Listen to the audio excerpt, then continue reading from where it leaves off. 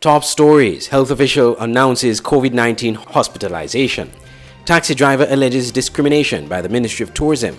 And agriculture officials step up their fight against monkeys. Hi, I'm Andre Huey and welcome to this edition of the SKN Newsline Newscast on Channel 95. A top health official announces the first COVID-19 hospitalized cases in St. Kitts and Nevis and implements tighter curfew measures to help control community spread of the virus. SK Newsline's Glenn Bart reports. St. Kitts has recorded its first set of COVID-19 hospitalized patients, while health officials closed some businesses and imposed tighter curfews. At a special NEOC COVID-19 briefing, St. Kitts and Nevis's Minister of Health, Akila Byron Nisbet, announced that 2 persons have become very ill and are hospitalized for their care. The minister also disclosed that several businesses were closed temporarily because of suspected cases of the COVID-19 virus. A number of business places have been associated with the recent outbreak. For the safety and protection of the general public, 5 businesses were temporarily closed while we continue our contact tracing and testing. Now, while the decision to vaccinate is voluntary, the consequences of not being vaccinated and exposed to the virus affects all of us. Of the recent 49 cases, 41 are still active and 8 have fully recovered. 2 are very ill and hospitalized. We will keep them in our prayers as our doctors work around the clock towards their recovery. Important to note as well is that the majority of the recently infected persons were either not vaccinated or had only received 1 shot. I can't reiterate more. The vaccine is our best defense against COVID-19. It significantly decreases our risk of getting infected. It significantly decreases your risk of getting seriously ill and hospitalized. And it can prevent you from dying from COVID-19.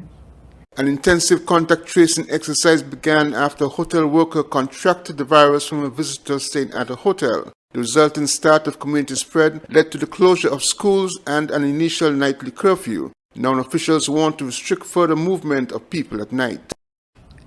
The virus cannot move without your help. As a result, there is a need to further decrease the viral transmission by further enforcement of the restriction on the movement of persons. To this end, the Cabinet has taken the bold decision, based on the current situation, to extend the curfew, which expires tomorrow morning at 5 a.m. The new curfew, which will be in effect from tomorrow, Tuesday, 8th June, will begin from 8 p.m. each night and end at 5 a.m. the next morning. This curfew will be in place for the next 2 weeks. As the contact tracing progresses, it is expected that more persons will be quarantined, and health officials continue to urge persons to get vaccinated against the COVID-19 virus. Glenn Bart reporting for SKN Newsline. A taxi driver is alleging discrimination by the Ministry of Tourism as it relates to who can provide transportation services, vaccinated versus the unvaccinated. More in this report. Taxi driver Nicholson Rambo Webster is alleging discrimination against him and other taxi drivers who are unvaccinated. He is speaking specifically to a job which he and others have been performing on behalf of Ross University, transporting incoming students from the RLB International Airport to the school for almost a year. He said he was notified by the Ministry of Tourism last week that as of Friday, June 4th, only taxi drivers who are vaccinated will be allowed to serve at the airport. Ministry of Tourism sent me an email on the 1st of June stating in order for any tour operator who is travel approved to work at the Robert Llewellyn Batcha International Airport must provide proof that they are vaccinated.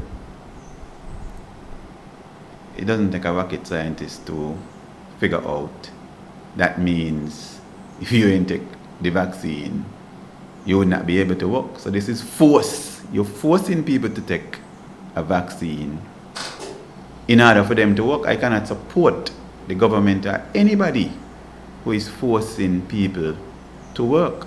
The bullying must stop. Rambo said he and others have a right to work at the airport, especially seeing he did all the modifications inside his bus as required by the authorities. We had to outfit our buses with dividers in the form of plastic. We had to have gloves on our buses, face masks, garbage bins, paper towels, first aid kit, fire extinguishers, in order for us to be certified and get the travel approved sticker to go on the bus in order for us to operate at the airport.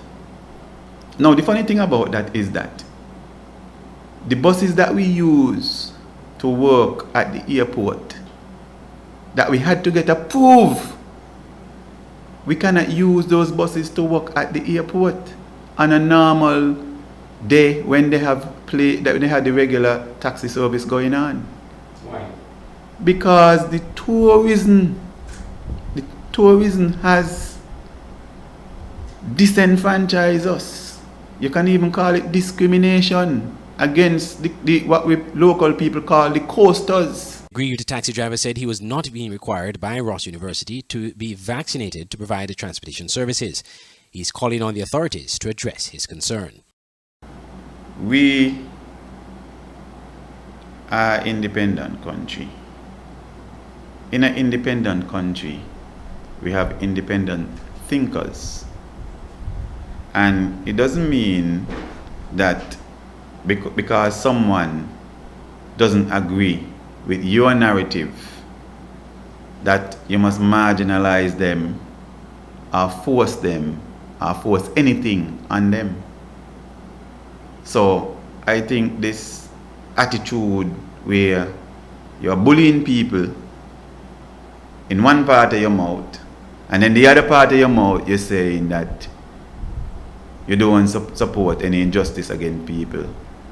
I mean, it's just not right. The government has been urging those working in the hospitality sector, including taxi drivers, to get vaccinated ahead of the planned reopening of the country's borders. Andre Huey, SKN Newsline. When we come back, agriculture officials continue their fight against monkeys.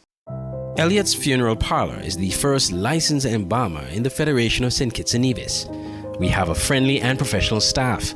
At Elliotts Funeral Parlor, we offer a wide range of packages from $6,500.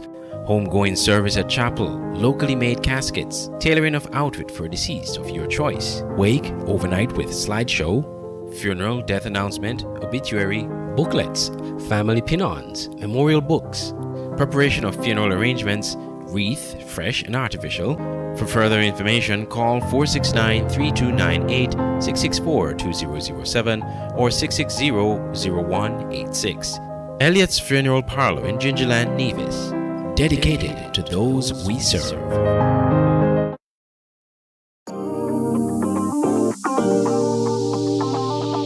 I need some veggies for dinner. Let me just check the amount of sodium in this can. Oh no, this is too much. Let me try our next option. They did say it's healthy to consume less salt. This is much better. I am salt smart.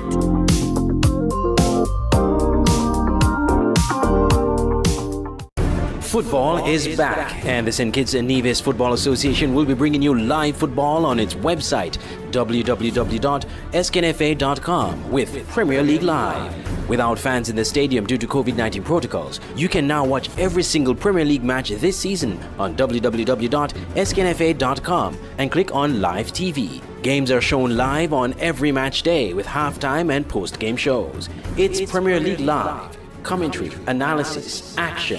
Never miss a game. Bless up, Dejo here, and I'm doing my part in the fight against COVID-19 by following all safety protocols and, most importantly, rolling up my sleeve for the vaccine. So I'm encouraging you to do the same, because that's our best shot of protecting ourselves, our family, and our friends. So don't wait, vaccinate. Let's roll up to roll out.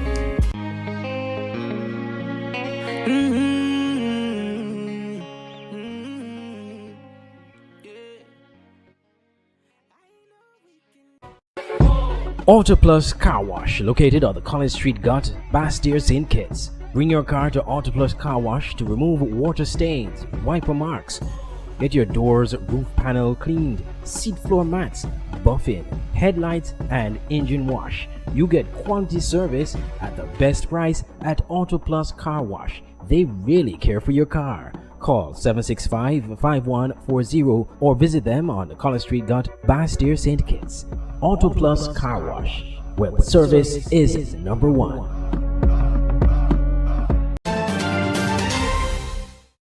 Welcome back.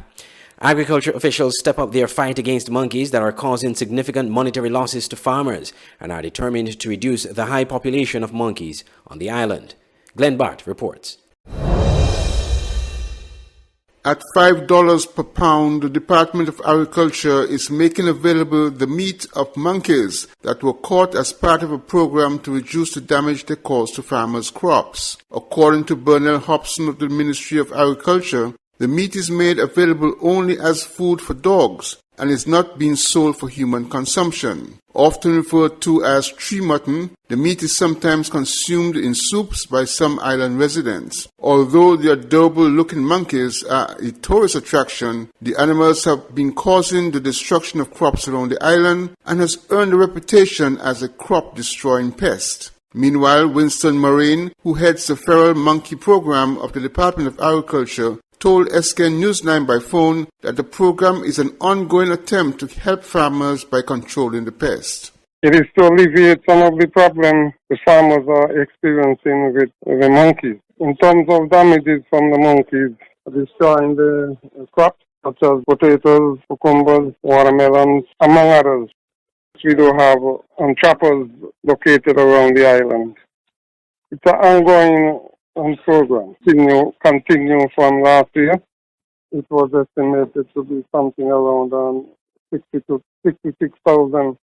I heard someone mention as recently as yesterday. Moraine informed SKN Newsline that materials for building monkey traps will soon be available for farmers as the Department of Agriculture continues to coordinate the reduction of the monkey population. Glenn Bart reporting for SKN Newsline. Today, the day on which the world observes World Oceans Day, journalists and singers in the OACS are being called on to use their creativity and considerable reach to help in tackling the accelerating problem of marine pollution. We get the details in this report.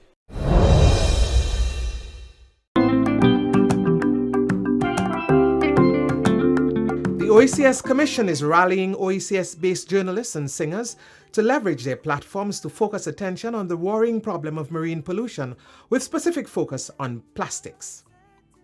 The challenge to journalists was issued on June 8th, World Oceans Day, by Chamberlain Emmanuel, the head of the Environmental Sustainability Cluster at the OACS Commission. This is just an innocent-looking plastic bottle, but when multiplied 1 million times over, it is disastrous for the sustainability of marine ecosystems, marine-dependent livelihoods and sectors, public health, and our very economies of the OACS member states. Today, we want to focus on our friends in the media, journalists, along with their readers, viewers, listeners, subscribers, as well as musical artists, have a major stake in guarding against the tsunami of plastic pollution threatening our very survival. The Caribbean has been accused of making the greatest per capita contribution to this ocean plastic. Not a good narrative. This is where we live, work and play. The OECS Journalist Challenge, Clean Oceans, wants journalists to focus attention on the serious threat of plastic pollution in the region and its impact on the blue economy, which is being touted for its untapped economic possibilities. This project is built on a foundation of sustainability. Our artists and our journalists have a very important role to play in helping us to make that transition to sustainability. Your voices are credible. You speak in a language that our people understand. So in the same way, when in 2015 you rallied to our cause with our climate change message in our 1.5 to Stay Alive civil society campaign, I'm calling on you to be the catalyst for change in our management of our marine resources and the very necessary transition to a circular economy. Journalists are being challenged to generate stories over a 3-month period to help OECS nationals make the connection between the problem of ocean pollution, the circular economy, and the blue economy. The top 3 winners will receive $5,500 EC dollars, $4,500, and $3,500 respectively. The initiative has been welcomed by veteran Caribbean broadcaster Julian Rogers. One of the most interesting things about the blue economy is that it gives journalists like ourselves so many things to write about. So I really want to encourage you all to get involved in this particular challenge. Take it on. I'm sure you can deliver. So get busy and learn more about the blue economy, and let's share that with our Caribbean audiences. OECS singers are also challenged to create a short video inspired by the campaign song More Than Just Islands, which highlights the increasing threat of marine pollution to livelihoods in the region.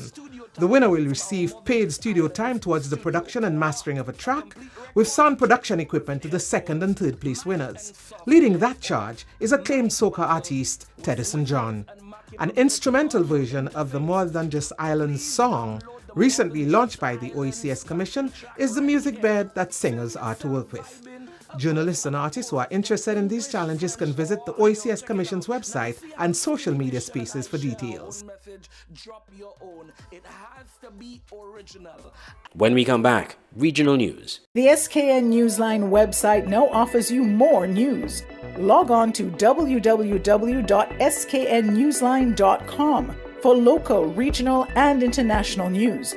You can also watch the latest newscast and keep abreast with news in sports, all from sknnewsline.com.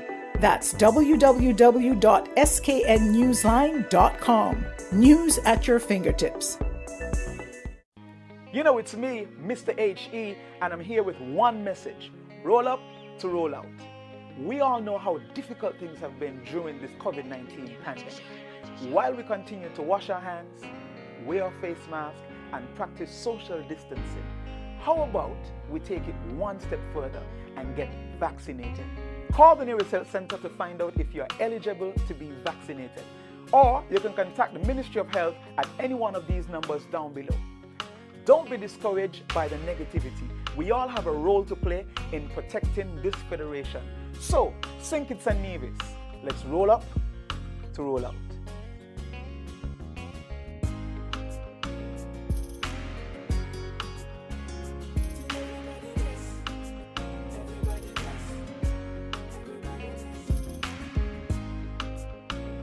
Stay abreast with news on St. Martin with SMN News. Visit www.smn-news.com for up-to-date news, scoops, opinions, and hard-hitting facts. SMN News, we tell it like it is. Visit our website www.smn-news.com. It's the new and improved SKN Newsline Android mobile app. With the SKN Newsline app, you can watch your news reports, the SKN Newsline Newscast, sports, special features, and so much more. You can also send us a WhatsApp or call us directly. Go in the Google Play Store, search SKN Newsline, and download the app today. The SKN Newsline mobile app. News on the go.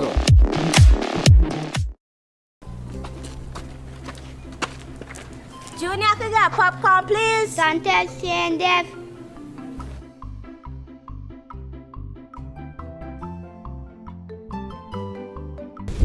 to plead. I can get some Sarge.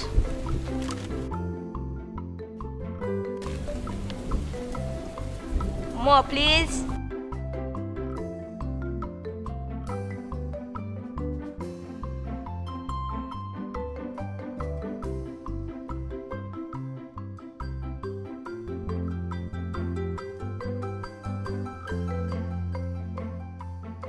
Boy, take a pack up from Junie.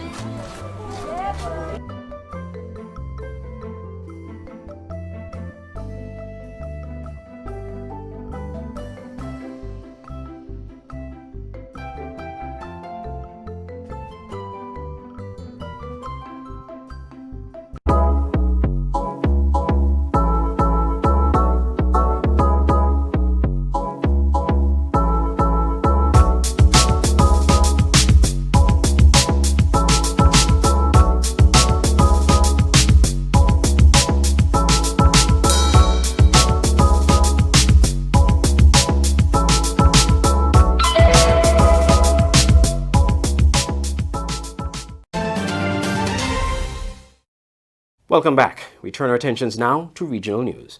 Getting the COVID-19 vaccine in Antigua and Barbuda could make you a landowner, as we hear in this ABS TV report.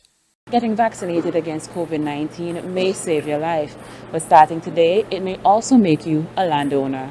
Starting on Monday the 7th of June. Last week, Cabinet announced an incentive for people to get a COVID-19 shot. If you get your first or second jab between today and the end of the month, you're automatically entered into a raffle to win 8,000 square feet of land in Judges Hill, valued at $65,000. Our team spoke to Health Minister Sir Malwin Joseph at the Multipurpose Cultural Center vaccination site on Monday. I can see the difference immediately.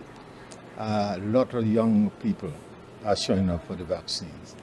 And I have to really conclude it might very well be as a result of the special incentive that was offered by the government. We asked people lined up to get an Oxford AstraZeneca shot how they felt about the move. A lot of people can't afford to get land in Antigua, you understand? And that is a good thing that the government did so that some people could earn a piece of land. Once it's something to be had, people you normally step back from it. And then you have those that are resolute, nothing will deter them. However, this woman says the offer should have been for the first set of people who got vaccinated. Well, that should be the first option in the first place. The government has been getting creative in pushing people to get the jab as the turnout dwindled during the second phase of the vaccination program.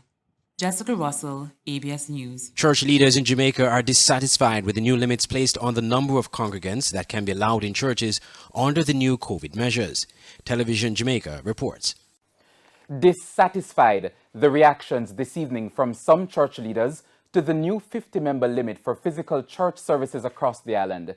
It was the first weekend to test the measures announced by the Prime Minister in Parliament on Tuesday. But while 50 is an increase on the 30 members previously allowed, the religious community wants the government to go further. Shamela Pullen reports.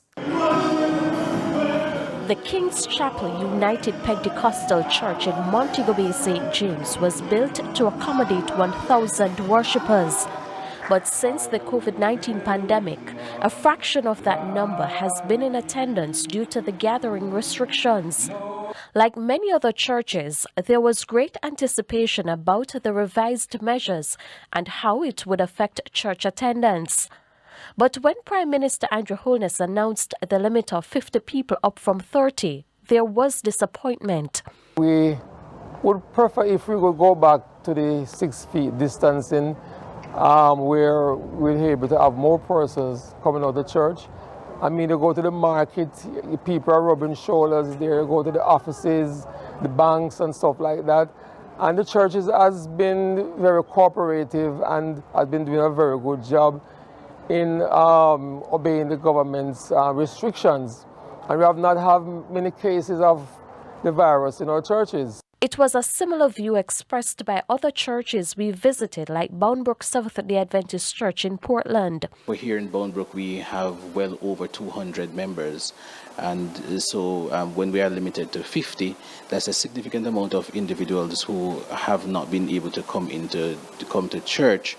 And so we are happy that it has moved from 30 to 50, but we would have loved to have had a greater leverage of individuals coming into the worship space. Over in St. Elizabeth, Patrick Campbell at the Goshen SDA Church is calling for the Prime Minister to allow churches to do crusades again. For prior to this, we could have our online gospel campaign. But now the Prime Minister said no crusade. And I don't know that there would be a problem if the prescribed amount, 15, stay in church every night to do the online program like Pastor Samuels did. And it was successful. So I don't know if he could rethink or relook at that aspect of it. We're at the Faith Cathedral Deliverance Center, where the fourth service of the day is about to begin to accommodate as many worshippers as possible. My list is over there, and if you send my list, you'll see we don't add to the list more than 50, and each person came in, we would stick them off. And so we are sure and certain that the persons who come through this glass here, we'd have no more than 50. However, Reverend Wesley Daly of the Brownstown New Testament Church in St. Anne is satisfied with the new measure in place, but offers this advice. I want to encourage those especially who would have taken your first shot of the vaccine already. There's no reason you shouldn't go and get your second shot. And we encourage those who are dodging and hiding, please go ahead and take your vaccines. Despite those issues, some worshippers are just happy to be back in the physical space. I feel so overjoyed and well, and I feel so blessed to see my sister, my brother. We give God thanks because normally we would not have been given an opportunity to worship with as many members as we are today, and so I am extremely thankful for it. Shamela Pullen, TVJ News. The CDC has announced that the Pfizer and Moderna COVID-19 vaccines can reduce the risk of infection by 91% as U.S. daily cases reach their lowest point in more than a year. NBC News' Erica Edwards explains the CDC's findings and how the report can impact lifting the remaining COVID-19 restrictions. Now to the pandemic and more proof that the vaccines are working to stop the spread of coronavirus. A new study from the CDC shows the Pfizer and Moderna vaccines are reducing the risk of infection by 91%. This comes as daily case numbers reach their lowest point since March of last year, with an average of 13,000 Americans testing positive every day. Compare that to the height of the pandemic, when nearly 200,000 Americans were infected daily. Let's bring in NBC News health and medical reporter Erica Edwards. So, Erica, first of all, what else did this study tell us about the level of protection among those who are vaccinated? Hey, Joe, good morning. So this was a study of nearly 4,000 healthcare workers and other frontline first responders during the pandemic. All of them received one of the mRNA vaccines, either the Pfizer or Moderna. The big headline here was, just as you said, both doses led to a protection of about 91%. Just one of those doses conferred a protection of 81%. And even when there were breakthrough infections among people who had both doses of the vaccine, their illnesses were much less severe. They felt better more quickly. They recovered faster. What's more, they were found to have a little less virus in their system, meaning, Joe, they were less likely to spread that virus to others. Erica, let's talk about the COVID restrictions. New York could be days away from lifting the lingering remnants of its COVID rules. But what exactly are they waiting for before they do that? Yeah, Governor Andrew Cuomo said that when New Yorker adults reach at least 70%, let me start over so I can get this out correctly. He said that when 70% of New York adults receive at least one dose of vaccine, he is going to lift nearly all of the COVID-19 restrictions. We just talked about how important it is and how beneficial it is to have at least one dose. Now, right now, the New Yorkers, 68.6% of New York adults have had at least one shot. You'll remember that President Biden set the exact same goal for July 4th. Right now, nationwide, we're sitting at about 63.7% of adults who've received that first shot. Joe? So many numbers right now. We appreciate you guiding us through them so we understand them. Erica, while I have you, there's one more thing I want to ask you about. Most healthcare workers now have the COVID vaccine. They could get it early on. But now workers at a hospital in Houston, at least least some of them are protesting the facility's policy, which requires employees to get the vaccine. That's going to be surprising to a lot of folks. What's happening there? Yeah, that's right. The hospital, Houston Methodist, mandated that its employees get the vaccine by yesterday. Now, most complied. Otherwise, they were going to be suspended without pay for the next 2 weeks. But there was a small group of protesters last night who said they're uncomfortable because the FDA has not given full approval to these vaccines. They're still only used under emergency authorization. Some were concerned about side effects. You know, if they have a fever for a day or two after they get the shots, they cannot go to work. Overall, vaccine hesitancy has been pretty high among healthcare workers here in this country. Even though they were the first to be offered the vaccines back in December, there was a survey that said nearly half of healthcare workers in the U.S. remained unvaccinated by mid-March. Joe? All right. Eric Edwards, thank you so much. Appreciate it. Hey, NBC News viewers, thanks for checking out our YouTube channel. Subscribe by clicking on that button down here and click on any of the videos over here to watch the latest interviews, show highlights, and digital exclusives. Thanks for watching. On her first foreign trip as U.S. Vice President, Kamala Harris had a warning for those seeking to try to cross the border into the United States. Harris said people who attempt to journey will be turned back, while Guatemalan president said the solution is increased economic opportunity, so migrants will choose to stay in their homeland. Al Jazeera's Kimberly Halkett reports from Guatemala City. In Guatemala's National Palace, U.S. Vice President Kamala Harris issued a blunt message to Central American migrants looking to travel to the United States. I want to be clear to folks in this region who are thinking about making that dangerous trek to the United States-Mexico border. Do not come. Do not come. Harris was tasked in March by President Joe Biden to help stem the record flow of migrants that have surged along the southern border of the United States and Mexico since he took office, a majority from Guatemala. While standing next to Harris in remarks to the press, Guatemalan President Alejandro Giammattei said the solution is increased economic opportunity, so migrants will choose to stay in their homeland. People leave due to a lack of opportunities. The municipalities that are areas of greater migration coincide with the areas where poverty is greater, so we need to fight poverty. But corruption is another challenge. The United States has given Guatemala more than $1.6 billion in aid over the past decade to fight economic instability and violence. But residents of this struggling neighborhood in Guatemala City say that money rarely reaches those that need it. Guatemala is in an economic crisis. The country doesn't produce a lot of jobs, so the youth turn to violence. The Biden administration has already committed to sending $310 million to the region. It's part of a $4 billion four-year plan to improve the economy in Central America. Still, other residents are skeptical Harris's diplomatic visit will result in any real change. I feel it would be good if she came to visit us, to help the kids, to help my neighbors. We need the help here. It's criticism Harris is also facing back in the United States. Republicans argue Harris needs to visit the U.S.-Mexico border to see the problem of migration firsthand. But Harris insists that's not necessary. I came here to be here on the ground, to speak with the leader of this nation around what we can do in a way that is significant, is tangible, and has real results. And I will continue to be focused on that kind of work as opposed to grand gestures. The surge of migrants from Central America to the United States is a problem that has been years in the making and will not be solved with just one meeting. That's why the U.S. Vice President on Tuesday will also be meeting with the President of Mexico as the leaders continue to collaborate and find a solution. Kimberly Halkett, Al Jazeera, Guatemala City.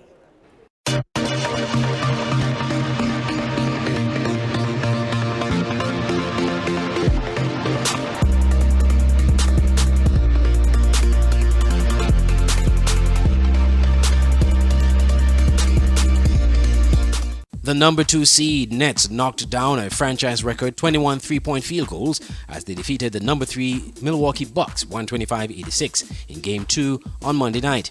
Kevin Durant led the Nets with 32 points along with 4 rebounds and 6 assists, while Kyrie Irving added 22 points, 5 rebounds and 6 assists in the victory. Giannis Antetokounmpo tallied 18 points, 11 rebounds and 4 assists from the Bucks in their losing efforts. The Nets lead the best-of-7 series 2-0, with Game 3 taking place on Thursday, June 10th at 7:30 p.m. In the night's other matchup, Chris Paul recorded 21 points, 14 in the fourth quarter, along with 6 rebounds and 11 assists for the number 2 seed's Phoenix Suns as they defeated the number 3 seed Denver Nuggets 122-105. In Game 1, Devin Booker added 21 points and 8 assists for the Suns in the victory, while Nikola Jokic tallied 22 points and 9 rebounds for the Nuggets in their losing effort. The Suns lead the best-of-7 series 1-0, with Game 2 taking place on Wednesday, June 9th at 9:30 p.m. This has been the SKN Newsline and Newscast on Channel 95. If you want more on these stories, you can visit our website at www.sknnewsline.com. From all of us here at SKN Newsline, I'm Andre Huey. Thank you for watching.